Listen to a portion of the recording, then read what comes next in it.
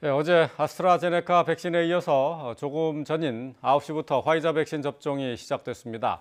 국립중앙의료원 종사자 등 수도권에서 근무하는 코로나19 의료진이 대상인데요. 백신 접종이 순조롭게 진행되면서 집단 면역 형성에 대한 기대감도 커지고 있습니다. 관련 내용 전문가와 함께 얘기 나눠보겠습니다. 김경우 서울백병원 가정의학과 교수 스튜디오에 나와 있습니다. 안녕하십니까? 네, 안녕하세요. 예. 자, 어제부터 이제 아스트라제네카를 비롯해서 오늘은 이제 화이자 백신까지 접종이 시작이 됐습니다. 자, 아무래도 이제 터널의 끝이 이제 보이는 게 아닌가, 좀 희망이 좀 커지는데요. 어떻게 지켜보셨어요? 네, 그렇습니다. 이제 많은 국민들께서 참 이게 겪어보지 못한 코로나19 바이러스, 전 세계적으로도 그렇고 우리나라로도 그렇고 많은 분들의 또 사망도 있으셨고, 네. 그래서 이 바이러스를 이기는 유일한 방법이 이제 방역수칙 준수와 거리두기만으로 잘 이겨내셨고, 전 세계적으로도 방역 모범국가 선진국 이러한 자부심도 있으셨는데, 하지만 반대편으로는 그만큼 좀 힘들고 피로감도 예. 많이 누적되어 오던 상황에서 이제 어느 정도 말씀하신 것처럼 이제 터널의 끝이 보이는 이제 희망이 이제 보이기 시작됐고, 그동안 이제 해외 뉴스로만 보시던 것을 이제 우리나라에서 직접 진짜 예. 접종이 이루어진다는 것에 대해서 많은 분들의 피로감이 좀 많이 덜어졌을 것으로 생각되고요. 물론 하지만 그러면서도 계속 방역 수칙 준수와 거리두기를 잘 지키시는 노력들은 계속 잘 이어나가실 거라고 기대가 되고요. 예. 이 과정 자체가 굉장히 보면서 순조롭고 또 덤담하게 진행되는 걸 보면서 그만큼 많은 분들이 참 준비를 많이 하셨고 또 보이지 않는 곳에서도 많은 헌신이 있지 않았나 생각이 되고, 또 반대편으로는 우리가 그동안 독감 예방 접종을 통해서 많이 익숙해 오던 그런 절차에 와 시스템을 기반으로 해서 예. 이번 코로나19 접종도 좀 순조롭게 시작을 하지 않았나 이렇게 보고 있습니다. 예. 네. 말씀하신 것처럼 해외에서 접종되는 모습만 뉴스를 통해서 봤는데 직접 이제 우리 국민들도 맞게 되니까 이제 한시름 놓기는 했습니다만은 아직도 헤쳐나가야 할 관문들은 많이 있습니다. 이제 어제 아스트라제네카 백신 접종에 의해서 오늘 이제 화이자 백신이 접종이 되는데, 아스트라제네카와 화이자 백신은 뭐 생산 방식도 다르고 또 보관이나 수송 또 접종하는 것도 조금씩 좀 다르죠? 네, 그렇습니다. 근데 일단 아스트라제네카 백신 같은 경우에는 이제 냉장 보관과 유통, 이송이 가능하기 때문에 기존에 우리가 독감 백신처럼 잘 다루실 수 있고 냉장 보관 온도만 잘 지켜주시면은 큰 문제는 없을 것 같고요. 그래서 익숙하게 다루실 수가 있는데, 말씀하신 것처럼 화이자 백신 같은 경우에 초저온 냉동 보관과 이송, 유통 이송이 필요하기 때문에 굉장히 까다롭고 예. 취급할 때도 굉장히 주의가 필요한 부분이 될 수 있어서 예를 들면은 이제 그 백신을 이제 꺼낼 때 냉동고에서 꺼낼 때 3분 이내에 작업을 하고 한 번 꺼낸 백신은 다시 넣지 못하고 또 한 번 냉동고 문을 닫으면 이제 2시간 이상 또 열지 못하는 뭐 이런 까다로운 규정도 있기 때문에 예.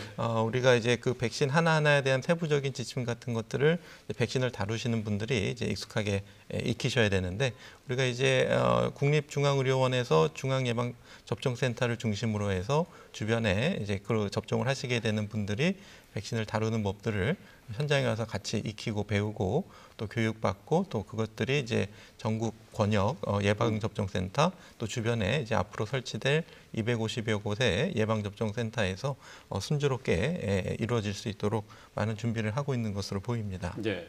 이 화이자 백신 같은 경우에는 말씀하신 것처럼 뭐 해동 과정도 몇 단계 거쳐야 되고요. 또 그리고 이 나누는 것도 다르고 주사기, 사용하는 주사기도 조금 다르던데요. 그 왜 이렇게 까다로운 건지 모르겠어요.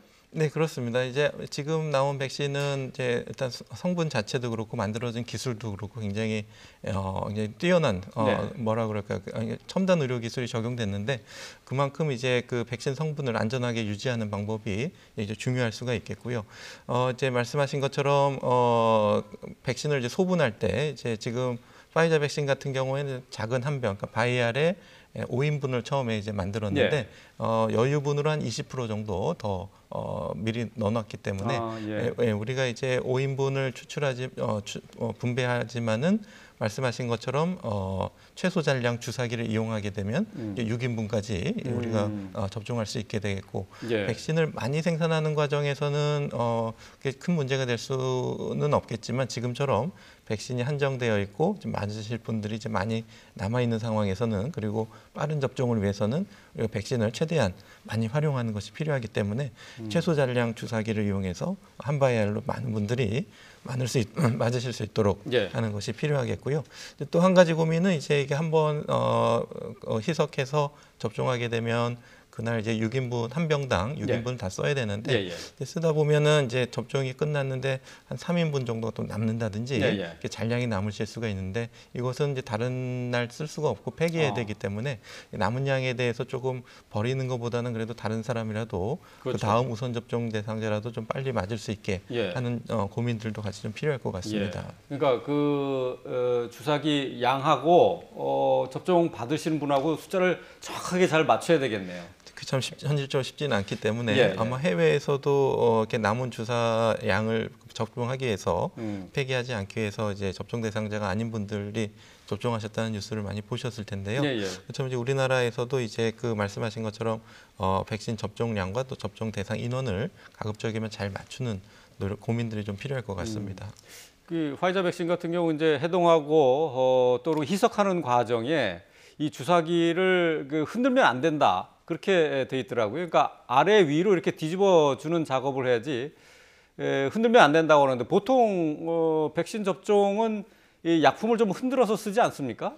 맞습니다. 특히 이제 이물질이 있는지 확인하기 위해서 이제 세게 흔들어서 어떤 침전물이 생기는지 혼탁하지 않은지 그런 것들을 보게 돼 있는데 지적하신 것처럼 이 화이자 백신 같은 경우에는 그렇게 다루지 않고 말씀하신 것처럼 이제 우리가 냉동해서 냉장으로 해동한 상태에서 뒤집기만 하고 맞습니다. 또 희석한 다음에도 또 위아래로 뒤집기만 하고 하기 때문에 흔들거나 하는 것은 이제 주의하셔야 되는데 백신을 다루시는 분들께도 그런 부분이 충분히 교육이 이제 이루어지고 있습니다.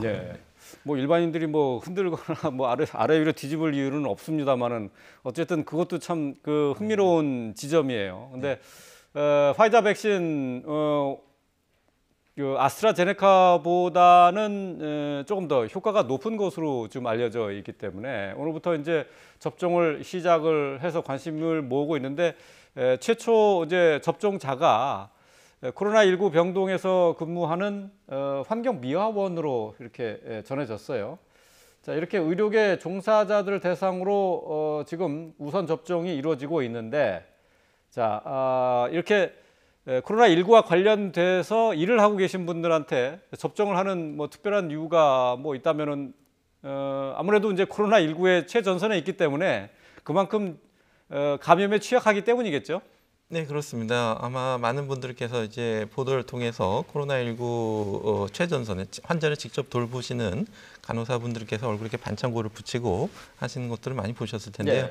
그만큼 직접 환자를 보기 때문에 감염 위험이 굉장히 높으신 상태인데 보호장구, 마스크라든지 고글을 착용하시는데 장시간 착용하시고 그러시다 보면 이제 얼굴에 많이 상처가 생기고 이런 것들을 직접 보셨을 텐데요.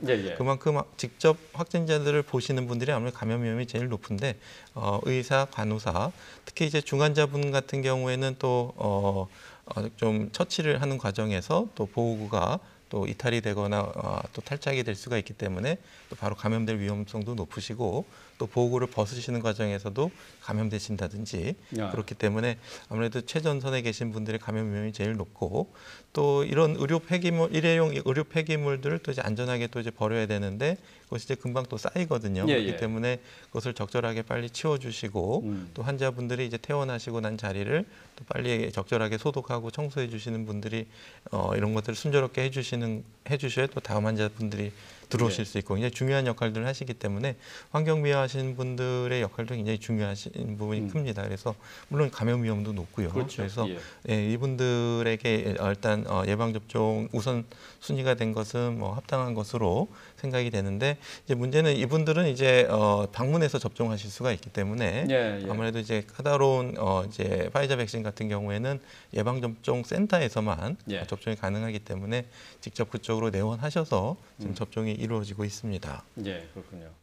자, 화이자 백신도 그렇고 아스트라제네카 백신도 그렇고 한 번 접종으로 끝나는 게 아니라 또 일정 기간이 지나면은 2차 접종까지 해야지 완벽하게 효과가 만들어지는 거죠. 네, 그렇습니다. 지금 많은 분들께서 이제 혹시 한 번만 접종해도 좀 효과가 있지 않을까 많은 세계적으로도 관심사인데요. 아직까지는 그 연구가 설계된 대로 네. 정해진 기간을 맞춰서 2회 접종. 그러니까 파이자 백신 같은 경우에는 이제 3주 후에 2차 예. 접종을 맞으시고 아스트라제네카 백신은 이제 8주에서 12주 후에 한 번 더 2차 접종까지 맞으셔야 우리가 면역 항체 수치를 최대로 올릴 수 있고 항체 수치를 이렇게 최대로 만드는 것이 우리가 이제 변이 바이러스에 대해서도 어느 정도 면역력을 가질 수 있게 할 수가 있기 때문에 아직까지는 이제 정해진 대로 2회 접종을 다 마치시는 것이 굉장히 필요하시겠습니다. 네, 그렇군요. 두 번 모두 다 맞아야지 완벽하게 이제 항체도 형성이 되고 면역력이 생길 텐데요. 근데 지금까지 그 화이자 백신 같은 경우에는 실험실의 그 임상시험 결과도 90% 넘게 나왔습니다만은 실제로 접종을 해 보고 나니까 90% 이상 높게 그 면역이 형성되는 것으로 나오고 있죠. 네, 그렇습니다. 물론 이제 처음에 3상 임상 시험을 통해서 이제 사용 승인을 받을 때 긴급 사용 승인을 네. 이제 받았고, 물론 이제 그렇다고 해도 최소한의 요구 조건 3만 명 이상의 실험을 하고 2개월 이상의 안전성을 어느 정도 본 다음에 이제 긴급 사용 승인이 내려진 제품이 되겠는데요. 워낙 기존의 백신과 다른 방식으로 제조된 기술이기도 하고 개발 과정도 굉장히 빨랐기 때문에 이것이 과연 이제 실제 접종 현황에서 네. 안정성과 효과성이 어떻게 나타날 것인가. 우리가 3상 임상 시험에서 발견하지 못했던 어떤 안전성의 문제는 있지 않을까. 네. 한편으로 좀 굉장히 관심 있게 봤는데 실제에서도 이제 안전성과 효과성이 3상 임상 시험과 큰 차이가 없다라는 점에서 이제 안심할 수가 있겠고 그러면서 계속 접종은 이제 많은 분들이 이제 접종을 맞는 것이 확대되고 있기 때문에 우리나라 국민들께서도 어떤 백신의 안전성과 효과성에 대해서는 많은 그 염려를 많이 내려놓으셔도 좋으실 것 같습니다. 그렇군요. 좀 전에 이제 화면을 통해서 그 효과를 보여드렸는데 말이죠. 2차 접종을 하고 난 다음에 1주 후보다는 2주 후에 예방 효과가 더 높아지는 것으로 돼 있어요. 그러니까 시간이 더 지날수록 계속 높아지는 건 아니겠죠? 어떻게 됩니까? 이건 경우는? 네, 아마 조금 더 시간을 두고 봐야 될 것 같습니다. 네. 이제 개발된 기간이 짧았기 때문에 2주 후에 이제 최대 효과가 생기고 이 최대 효과가 어느 정도 지속될 것인가 이것도 이제 네. 관심사가 될 것 같은데요. 그래서 아마 이스라엘의 어떤 그 많은 자료들이 또 3상 임상 시험 못지않게 이제 중요한 자료를 줄 것 같고요. 예, 예. 이제 2차 접종 후에 2주 후가 지나야지 최대 면역 효과가 생긴다는 것은 그동안에도 좀 많이 예측하고 있었던 부분이기 때문에 일단은 2주 물론 이제 2주 전 후라고 하더라도 방역 수칙 준수나 거리 두기는 잘 지켜주셔야 되겠고 그 전이라고 해도 아직 항체 행성률이나 면역력이 좀 약할 수가 있기 때문에 마스크 착용과 거리 두기, 방역 수칙 준수는 우리가 접종을 맞으셨다고 해도 방심하지 말고 잘 지켜주셔야 될 부분이 될 것 같습니다. 바로 이제 그 부분이 될 것 같은데 말이죠. 이제 이스라엘 사례를 저희가 이 통계 나온 것을 좀 보여드렸는데 이스라엘이 지금 국민의 절반 이상이 접종을 마쳤는데도 불구하고 지금 확진자 수는 백신 접종 이전과 크게 다르지 않은 것으로 나오고 있어요. 이게 어떤 의미를 봐야 됩니까? 네, 아마 좀 보다 추가적인 분석이 필요할 것 같은데 아마도 마스크 착용과 거리두기, 손 씻기 이런 것들을 조금 소홀히 하지 않았었을까 네, 이렇게 네. 좀 추정해 볼 수가 있겠고요. 또 한 가지 또 많은 보도는 없지만은 그 이스라엘 통계에 아마 팔레스타인 분들이 계시는 가자 지구라든지 그쪽 통계까지 아마 포함하지 않았나 싶은데 예. 아마 이런 그 이슬람 민족 분들에게는 백신 접종의 우선 접종 순위가 좀 떨어지고 잘 전달되지 않았나 싶어서 예, 예. 그 부분에 대한 확인도 한번 필요할 것 같습니다. 네, 그렇군요. 자, 이제 화이자 백신 하면은 이제 대표적으로 극저온에서 보관을 해야 되는 것으로 되어 있어요. 75도 내외인데, 영하 75도 내외. 근데 이게 미국의 FDA가 이 온도보다는 좀 높은 것으로, 그러니까 영하 25도에서 15도까지 보관이 가능하다라고 이렇게 권고사항을 바꿨는데, 이건 어떤 얘기입니까? 네, 아마도 이제 그 냉동 온도에서도 한 2주 정도 보관이 가능한 것으로 이제 허용을 하게 되면은 네. 우리가 말씀하신 것처럼 초저온 냉동고가 아니더라도 일반 냉동고에서 보관이 가능하게 되고 이렇게 되면 우리가 접종할 때 예방접종센터 이외의 장소에서도 일반 냉동고로 잘 보관할 수 있으면은 접종을 할 수 있다는 뜻이 될 수가 있기 때문에 네. 보다 빠르게 접근성이 더 용이하게 접종이 이루어질 수가 있겠고요. 물론 이제 25도에서 15도, 영하 15도를 유지하는 것도 굉장히 좀 주의가 필요하고 쉽지 않은 작업일 수가 있겠습니다. 그러니까 냉장 유통하는 과정에서도 굉장히 좀 엄밀한 온도 조절이 필요한 것처럼 냉동 보관 같은 경우에도 우리가 잘 지키는 것이 필요할 수가 있겠고요. 그렇게 되면은 우리가 이제 250여 곳의 예방접종 센터를 우리가 조금 더 만드는 것은 조금 변화를 줄 수도 있을 것 같습니다. 그래서 예. 기존에 좀 공간이 여유 공간이 많은 병원급에서도 냉동고가 있으면은 그 중에서 2주 정도 보관이 가능하기 때문에 지역에 이제 가까운 병원급에서도 좀 넓은 강당을 활용한다든지 좀 넓은 공간을 활용해서 예방접종센터가 아닌 곳에서도 초저온 예방접종을 맞으실 수 있는 그러한 우리가 선택 사항도 생길 수가 있기 때문에 예. 만약에 이제 병원에서 접종하게 되면은 이제 우리가 별도의 체육관과 같은 곳에서 별도의 의료 인력이 추가로 배치할 필요 없이 기존에 있는 의료 인력이 참여하거나 또 그 병원의 응급의료 시설과 장비를 이용할 수가 있기 때문에 예. 병원급에서 이런 화이자 백신 냉동 백신을 접종하는 것이 또 하나의 또 이제 장점이 될 수도 있는 부분이 될 수 있을 것 같아서 예. 한번 검토해 볼 필요는 있을 것 같습니다. 예, 그렇군요. 예, 또 그리고 어제는 중앙약사심의위원회에서 화이자 백신에 대해서 만 16세 이상 허가를 권고를 했는데 말이죠. 앞으로 이제 최종 점검위원회가 남아 있다고 하는데, 자, 16세 이상 청소년도 이제 접종이 가능해질 것 같아요. 그러니까 이제 고등학생도 접종을 할 수가 있는데 아스트라제네카는 여기에 비하면은 18세 이상으로 돼 있죠. 왜 이렇게 차이가 나는 겁니까? 네, 그렇습니다. 이제 아마 소아 청소년에 대한 예방 접종에 대한 임상 시험도 아스트라제네카도 지금 이제 진행을 하고 네. 있기 때문에 결과가 나오면 아마 소아 청소년, 그러니까 6세 이상에서도 예방 접종을 할 수 있다는 것이 나올 것 같은데 아마도 이제 성인에서의 안전성과 효과성을 한번 본 다음에 그 다음에 이제 16세 한번 해보고 예. 16세 이상도 괜찮다 그러면 또 연령층을 더 낮춰서 아마 이제 임상 시험이 이루어질 것으로 생각이 되고요. 물론 이제 미성년자 같은 경우는 임상 시험 참가할 때 이제 보호자의 동의라든지 이런 것들이 좀 성인에 비해서는 좀 까다로울 수가 있겠지만은 예. 일단은 좀 연령층이 아래로 확대되면서 보다 이제 많은 소아 청소년들이 접종을 할 수 있을 것으로 예. 기대가 되고요. 아무래도 이제 소아 청소년 같은 경우에는 비교적 그 고령의 어르신에 비해서는 감염률이 조금 적고 걸려도 경미한 증상으로 끝나는 경우가 많다고는 알려져 있지만 또 많은 소아 청소년이 감염되게 되면은 그 중에서는 또 기저질환이 있는 소아 청소년 같은 경우에는 중증이나 사망으로 갈 수도 있고 다기관 염증 증후와 같은 좀 중증으로도 진행할 가능성이 있겠고요. 또 이제 소아 청소년들은 주로 학교라든지 집단 생활을 많이 하기 때문에 또 집단 내 감염이 많이 생길 수가 있겠고 또 증상이 또 무증상이나 경미할 경우에는 또 가족이나 또 지역 사회로도 전파가 될 수가 있기 때문에 지금 백신 접종의 연령을 이제 소아 청소년에 대해서 확인이 되면 아마 소아 청소년에 대해서도 우리가 독감 예방 접종의 우선 접종 대상에 포함된 것처럼 우선 접종 대상으로 이제 확대하고 변경하는 작업들이 아마 좀 필요할 것으로 예상이 됩니다. 예, 그렇군요. 그러니까 16세 이상으로 접종이 가능하다고 했었던 것은 그러니까 임상시험 데이터를 통해서 안전성과 함께 효과성이 입증이 됐기 때문에 그렇게 허가를 권고한 거다. 이제 이렇게 이해를 하면 되겠네요. 네, 그렇습니다. 예. 네. 그리고 또 어제 그 같이 검증 결과를 발표를 하면서 역시 이제 파이자 백신의 문제점으로 지적이 되었던 부작용의 하나로 지적이 되었던 아나플락시스가 역시 또 언급이 됐어요. 이건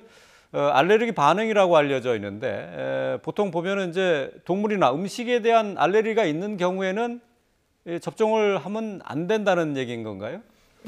그렇지는 않고 좀 주의가 필요할 수가 있겠고요. 일률적으로 그렇게 적용되는 건 아닌가 보죠? 그렇습니다. 그러니까 일반적인 그 백신 성분에 심한 알레르기가 아닌 일반적인 알레르기가 있으신 분들도 접종을 맞으실 수가 있고 다만 이제 접종을 받으시고 나서 다른 분들보다 조금 더 긴밀한 관찰이 조금 더 요구되시는 부분이 되겠는데요.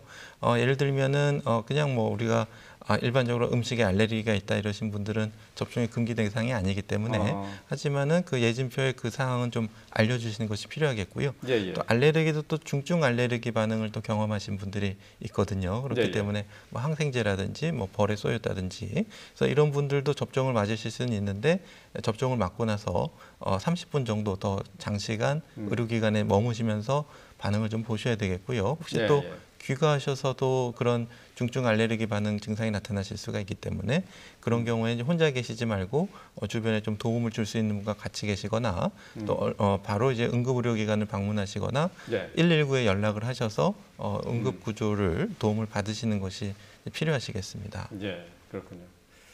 자, 뭐 오늘은 파이저 백신이 접종을 이제 시작을 했고요. 어제부터 이제 아스트라제네카의 백신이 접종이 시작이 돼서 오늘도 역시 일부 요양원을 통해서 접종이 계속되고 있습니다. 자, 어제 첫날 접종자들의 소감을 모아봤는데요. 잠시 들어보고 오겠습니다. 위로가 될 줄 몰랐습니다. 이게 맞게 돼서 감사하고 영광입니다. 접종하고 나면 일단 그런 불안감이 사라지니까 감사하고 또 그러죠. 특별한 반응 지금 현재 없고 평상시 컨디션하고 똑같습니다. 어제 또 잠을 만든다는 것 때문에 잠을 못 자는데 막상 맞아보니까 들어가는 느낌 전혀 없고요. 지금 하나도 안 아픈 것 같아요. 저희 모두가 코로나를 벗어날 수 있는 첫걸음을 뗐다는 게 더 의미 있는 것 같습니다. 편안한 마음으로 맞았습니다. 지금 제가 그동안 한 1년 넘게 저희 직원들하고 긴 터널을 지나온 그런 듯한 느낌이어서 백신은 편안하게 맞았습니다. 제주도에서 처음으로 맞는 거라서 두려움이 많았는데 그래도 이걸 맞아서 제가 코로나로부터 해방될 수 있다는 그런 강한 확신으로 저게 맞았습니다. 네. 자, 어제 코로나19 백신 접종을 하신 분들의 얘기를 들어봤는데요. 일부 뭐 좀 긴장했었다는 분도 있었지만은 대체적으로 편안한 마음으로 예방 접종 주사를 맞았다. 그렇게 소감을 표현했는데 말이죠. 지금까지는 어쨌든 지금 첫 번째 예방 접종을 한 날 이후로는 지금 이상 반응 보고는 없는 거죠? 네, 그렇습니다. 이제 기존의 임상 시험을 통해서는 한 두세 분 중에 한 분 정도는 접종부의 통증이나 붓기, 또 전신적인 피로감, 열감 뭐 이런 것들이 보고가 되고 있었고 또 이제 실제 접종이 이루어지고 나서는 또 한 10명 중에 1명꼴로 그러한 다양한 증상들을 보고하신 것들이 알려져 있는데요. 물론 이제 임상 시험할 때는 이제 자가 보고가 아니라 이제 임상 시험자가 직접 증상들이 다 있는지 다 확인하기 때문에 상대적으로 좀 부작용 증상 보고율이 좀 높고 이제 접종을 맞고 나서 이제 증상이 있으신 분들이 보고하세요 이렇게 하게 되면은 뭐 이 정도는 이제 보고하지 않을래 뭐 이렇게 경미한 부작용들은 이제 보고가 누락되는 경우가 있을 것 같은데요. 지금 아무래도 어제 한 10,000명 정도 맞으신 것으로 알려져 있기 때문에 이제 증상이 좀 경미하시거나 또 이제 바로 나타나지 않고 하루 이틀 정도 지나서 또 나타나신 경우가 있기 때문에 혹시 이제 뭐 가벼운 통증이나 또 전신적인 열감, 피로감 이런 것들은 좀 나타나실 수가 있어서 오늘 내일 이제 좀 어떤 다양한 부작용의 이상 반응에 대한 보고는 조금 네. 더 좀 지켜봐야 될 것 같습니다. 예, 그렇군요. 그러니까 당일날이 아니더라도 2, 3일 뒤에도 나타날 수 있다라는 말씀이신데 지금 가장 그 유의 깊게 주위에서 보고 있는 증상은 아나필락시스 반응 아니겠습니까? 이제 이런 거 아나필락시스 같은 경우에는 대체로 당일날 나타나지 그 이후로는 잘 나타나지 않는다면서요? 네, 그렇습니다. 대부분 15분 내에 그리고 30분 이내에 나타나게 되겠고요. 조금 예외적으로 그 이후에 나타나실 수도 있는데 그래요? 예, 몇 시간 지나서 나타날 수 있는데 대부분 24시간 이내에 나타나는 것으로 알려져 있기 때문에 일단은 30분 이내에 잘 관찰하시고 또 귀가하시고 나선 하루 정도는 잘 본인의 증상에 대해서 잘 좀 관찰하는 것이 좀 필요하실 수 있겠습니다. 네, 그렇군요. 자, 근데 보통 지금 이 예방 접종을 독감 백신하고 좀 비교를 해봐도 될지 모르겠어요. 근데 독감 백신을 맞을 때 보면은 맞고 난 다음에 약간의 이제 감기 증상 같은 게 있고 몸살 기운도 좀 있지 않습니까? 이번 코로나19 백신 같은 경우에도 그런 증상이 나타날 수 있는 거죠. 네, 그렇습니다. 그런 증상들이 이제 많이 이제 보고가 되고 있고요. 그래서 이것을 이제 이상 반응이라고 이제 다 이제 통째로 분류할 수가 있겠는데 예, 예. 아무래도 이제 우리가 백신을 맞는다는 것은 진짜 바이러스가 들어오기 전에 이미에 가짜 항원을 넣어줘서 우리가 미리 항체를 만들고 또 진짜 바이러스가 들어왔을 때 항체를 빨리 만들어낼 수 있도록 훈련하는 면역 훈련 기간이기 때문에 예. 그런 염증 반응이 이제 나타날 수가 있는 것은 이제 당연하겠고 그 증상의 정도에 좀 사람마다 차이가 있을 수가 있겠는데요. 그래서 그렇기 때문에 좀 경미하거나 일시적으로 지나가는 경우가 대부분이고 이제 다만 이제 그런 어떤 면역 반응이 혹시 이제 다른 질환하고 좀 감별이 안 된다든지 또 증상이 심하게 다른 질환으로 인해서 증상이 생긴다든지 또 아니면 진짜 백신으로 인한 중증 이상 반응이라든지 이런 것들과는 좀 감별이 필요하기 때문에 3일 이상 증상이 좀 지속되고 또 고열이 나신다든지 주사 접종 부위가 너무 크게 통증이 생기고 많이 붓는다든지 이런 경우가 있으시면은 바로 의사 진료를 받고 어떤 부작용의 관련성에 대해서 확인하시는 것이 필요하시겠습니다. 네, 그렇군요. 이번에 1차 접종 대상 가운데는 요양병원과 관련해서 관련된 시설에서 근무하는 사람들뿐만 아니라 거기에 입소해 있는 환자들도 많이 맞게 된단 말이죠. 모두 28만 9천 명인데 이들 지금 입소한 그 요양병원의 환자들 같은 경우는 기본적으로 기저질환이 있는 분들 아니겠습니까? 근데 이런 분들도 백신 접종에는 문제가 없다는 거죠. 네, 그렇습니다. 이분들도 이제 백신 접종을 꼭 맞으셔야 되겠고 말씀하신 것처럼 또 집단으로 계시고 또 기저질환이 있기 때문에 감염에 되실 경우에 중증화가 되실 가능성이 더 높겠고 네. 또 혼자서 어떤 일상생활이 어려우시기 때문에 간병인과 요양보호사의 도움을 받으셔야 되는데 그 과정에서 이제 바이러스 감염 노출 위험이 굉장히 높으신 상황이기 때문에 이제 반드시 맞으셔야 되겠고요. 지금 이제 아스트라제네카 백신이든 파이자 백신이든 이제 다른 나라에서 이제 많은 접종들이 이루어지고 있고 네. 특히 이제 어르신들부터 이제 우선 접종으로 이루어지고 있기 때문에 아직까지는 이제 어르신들이 사망하시는 이유들이 이런 백신 접종과의 인과성이 밝혀진 사망 사례는 밝혀지지는 않고 있어서 아마 이제 백신 접종 이전에라도 네. 어느 정도 이제 사망하실 수 있는 그런 것들이 이제 단지 백신과의 선후 관계가 있다는 이유만으로 어떤 백신 접종으로 인한 사망으로 오인되지 않도록 하는 것들이 필요하시겠고 어르신들에게는 이런 백신 접종이 꼭 필요하시고 네. 굉장히 그 어떤 백신 접종의 이득이 매우 크고 중요하다 이렇게 볼 수 있겠습니다. 네. 자, 지금 백신 1차 접종이 시작이 됐는데 사실은 가장 먼저 맞아야 될 분들이 65세 이상의 고령층의 기저질환이 있는 분들 아니겠습니까? 근데 지금 파이자 백신이나 아스트라제네카 백신에서는 1차 접종 대상에서 제외가 됐어요. 자, 이분들 언제 맞게 되는 건지 좀 궁금한데 말이죠. 지금 임상시험 데이터가 없어서 지금 못 맞고 있는 건데 언제쯤 맞게 되는 겁니까? 네, 일단은 그 질병청에서는 3월 말, 4월 초까지는 어느 정도 이제 데이터를 확보해서 접종이 시작되고 만약에 정 아스트라제네카 백신으로 접종이 어려운 경우에는 다른 백신으로 네. 접종을 할 수가 있겠고 지금 극초전 냉동과 이송이 필요한 화이자 백신 같은 경우에도 해외의 어떤 사례를 참조해서 이동형 접종센터를 설계해서 운영하는 것을 또 좀 고민 중이신 걸로 알려져 있기 때문에 아마도 65세 이상 어르신에 대한 접종도 조만간 특히 이제 시설에 계신 분들을 대상으로 한 접종도 조만간 이루어질 것으로 좀 예상이 됩니다. 네. 3월 말쯤에 이제 파이저 백신이 들어오는 것으로 예정이 돼 있으니까요. 50만 명분이라고 하는데 이제 그때부터는 맞을 수가 있게 되는 거죠?